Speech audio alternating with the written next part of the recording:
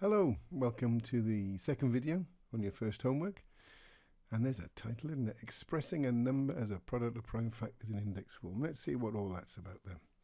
But first, see if you remember stuff from the first video. Do you remember prime numbers? Prime number is a number that only has two factors. The factors of 23 are 1 and 23. So 23 is a prime number. Here's the first 12 prime numbers. We saw those in the video. Okay, do you remember prime factors? Prime factor is a factor of a number that's also a prime number. So the factors of 20, 1, 2, 4, 5, 10 and 20. Now 2 and 5 are prime numbers in that list. So 2 and 5 are the prime factors of 20. So we got some keywords. Yeah, the first one here is product. Now product is just a posh mathsy word for multiply. The product of two or more numbers is what you get when you multiply them. 5 times 4 is 20. We're all happy with that. We all understand it. But we could say the product of 5 and 4 is 20. Now we know that 5 times 4 times 3 is 60. We could say the product of 5, 4 and 3 is 60. So product just means multiply. Now this is a funny looking thing. This is the kind of question you could get in your GCSE exam. Now the question they will ask is express 30 as a product of prime factors. Now down the bottom there's the first 12 prime numbers. So we're going to use those. So let's just write down 30. Now what we want is to get two numbers that multiply to give 30. But we can't use number 1. Now there's lots of ways of getting 30. I think the easiest way is to have 3 times 10. So we write down 3, write down 10. Now we check to see if either of those or both of them are prime numbers. Now 3 is a prime number, it's down there on our list, but 10 isn't. So we put a circle around 3, or I'm going to put a fancy little shape like that around 3. Okay, so let's have a look at 10. Two numbers, remember we can't use 1, that multiply to give us 10. Okay, well that's going to be 2 times 5. Now let's see if they're prime numbers. Well, is 2 a prime number? Yep, that's on our list. We put our little fancy shape around it. In reality, you'd probably put a circle. And 5 is a prime number, so we put that thing around it there. And now we've finished. We've got no more numbers to break down. So we can say that 30 equals, and then we look for the smallest number that we've got our shape around. Well, that's 2.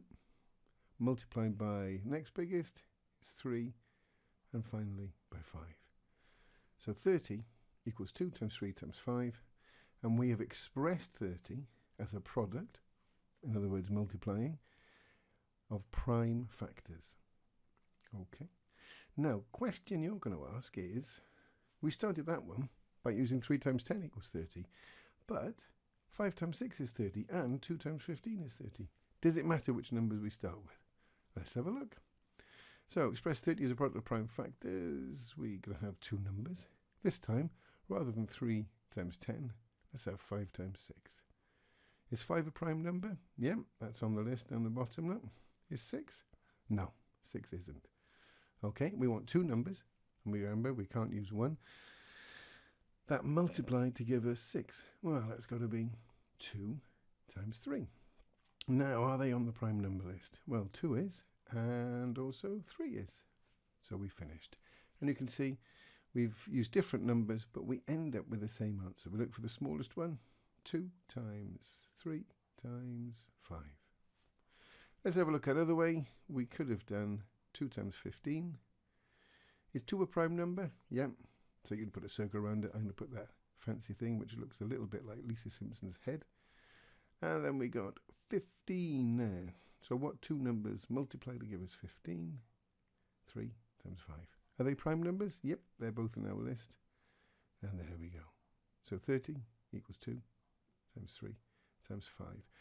Now then, keywords. Index form. Okay, let's have a look at what index form is. Now index is another word for power. Okay, so 5 times 5 times 5 in index form is 5 to the power of 3, because we've written 5 down 3 times with multiply signs in between. And if we had 2 times 2 times 2 times 2 times 2, well, that would be 2 to the power of 5. Now let's go back to our product of prime factors and add a little bit on the end. This time we're going to look at 84 and we're going to express that as a product of prime factors, but we've got an extra bit there in index form. So we want two numbers that multiply to give us 84. Well, I think the best ones, 2 times 42. Is 2 a prime number? Yes, it's on our list. Is 42 a prime number? Well, our list doesn't go up that high, but we know 42 isn't a prime number because it's an even number and there's only one even prime number, which is 2. So we're looking for two numbers that multiply to give 42. Lots of ways of doing it. I think the easiest is 6 times 7. 6 7 is 42. So we have to ask ourselves now, are they prime numbers? Well, 6 isn't, but 7 is. So we put the fancy shape round 7, and now we want two numbers that multiply to give us 6. 2 times 3. Is 2 a prime number? Oh, yes. And 3? Yep. So there we go. We put the fancy shape round them. Now we're finished. There's no more numbers to break down. So we could say 84 equals, let's look for the smallest, 2 times 2 times 3 times 7. But actually, if you notice, look, we've got 2 times 2. And in maths, we don't like writing too much. So we could write that using powers or in index form. So 2 times 2, we're going to write as 2 squared, 2 to the power of 2, because we've written 2 down twice with a multiply sign in between. So there it is. That's the index form. So 84 is 2 squared times 3 times 7. And that's in index form. And in the exam, that's what they will ask you. Let's have a look at another one then. Then you can have a go. Express 300 as a product of prime factors in index form. So two numbers that multiply to give 300. Well, you could do 3 times 100, but I'm going to go for 30 times 10. Now, is 30 a prime number? No. Is 10? No. So we've got to find two numbers that multiply to give 30. Well, I'm going to go for 3 times 10. Now, is 3 a prime number? Yes. So we put the shape round it, and now we're left with 10. So we've got 10 in two places, look. Let's have a look at the one over on the right-hand side. How do you get 10? Well, 2 times 5. Is 2 a prime number? Oh, yes. And 5? Yep. So those numbers will go down there as well for that 10. And so we have finished. So 300 equals, where's the smallest? 2 times 2 times 3 times 5 times 5. But what do you notice? 2 times 2. Oh, hang on. 5 times 5. So let's put them in index form. 2 squared times 3 times 5 squared. So we've actually put the answer there in index form. And that's how we express a number as a product of prime factors in index form. So over to you to have a go at a couple now. Let's try this one first. 180, please, as a product of prime factors in index form. So we're going to start with two numbers that multiply to give 180. Over to you. Press pause, write it down in your answer book, and then when you want to check your answer, press play. Okay, how'd you get on? Now, there are lots of ways of getting 180. So we could have 2 times 90, 3 times 60, 4 times 45, etc. So your numbers might be a bit different from this, so don't worry, but our answer at the end should be the same. I've gone for a nice easy option. I've just gone for 18 times 10. You might have different numbers, but just look at the answer at the end. Your answer should be the same as mine. Now 18 and 10 aren't prime numbers, so we've got to break those down. Now 18, I'm going to go for 2 times 9. Is 2 a prime number? Yes. 9? No. Let's go for that 10 over there. Well, 10 is 2 times 5. 2 is a prime number, 5 is a prime number. So I'm left with this 9. What multiplies to give us 9? Remember, we can't use 1, so it's got to be 3 times 3. Now, 3 is a prime number, so 180 equals 2 times 2 times 3 times 3 times 5. Now, let's have a look. Oh, we got 2 times 2, 3 times 3. Let's put those in index form. 2 times 2, 2 squared. 3 times 3, 3 squared. So there's 180 as a product of prime factors in index form. Now, you might have got that answer by a different route, but as long as you got the answer there, 2 squared times 3 squared times 5, That's fine.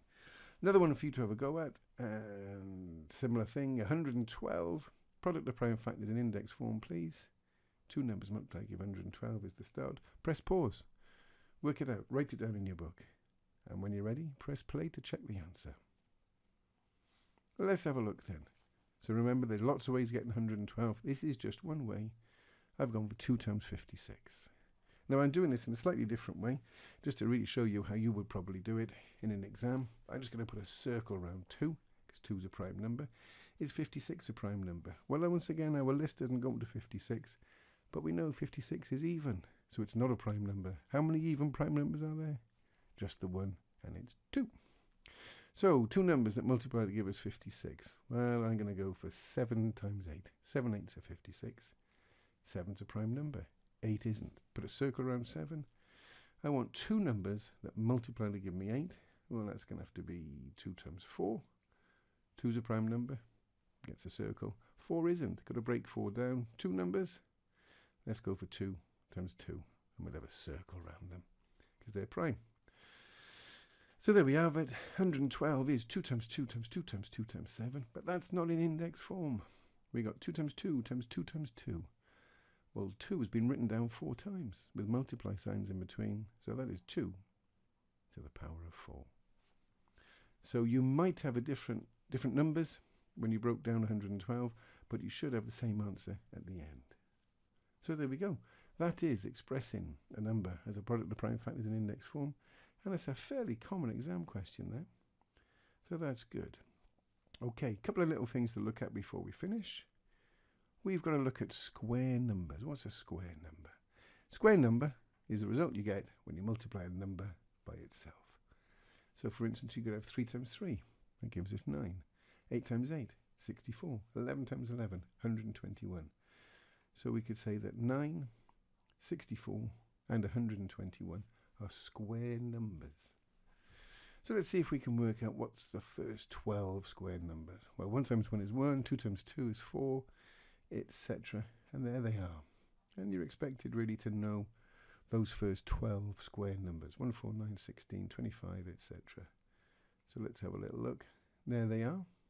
And you can always work them out. 1 times 1, 2 times 2, 3 times 3, etc. Square numbers is one thing you need to know. Another one, cube numbers. How do we get cube numbers? Now that's the result of multiplying a number by itself twice. So we might have 3 times 3 times 3. Although it's written down 3 times, we've actually multiplied it twice. So 3 times 3 times 3 is a cube number, as is 8 times 8 times 8. And there they are. 27, 512, 1,332. They are all cube numbers. Now luckily, you don't need to know the first 12 of those. Which ones do we need to know then? We need to know 1, 8, 27. Probably about as far up as 512. And there's the first 8 cube numbers. And if you can't remember them, you can always work them out. So there we go. So we've done expressing numbers as a product of prime factors in index form. Let's have a little check. There's our square numbers, look. 1 times 1, 2 times 2, 3 times 3, etc.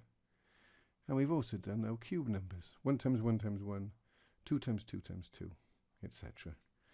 Now that's the end of this video and the end of the first homework. Well done on doing that and getting to the end of it. In your next class, you'll go over this quickly and do some questions and then move on to new stuff. So well done. And it's bye from me. And I will speak to you all in the next video next week. Have a good week. Bye for now.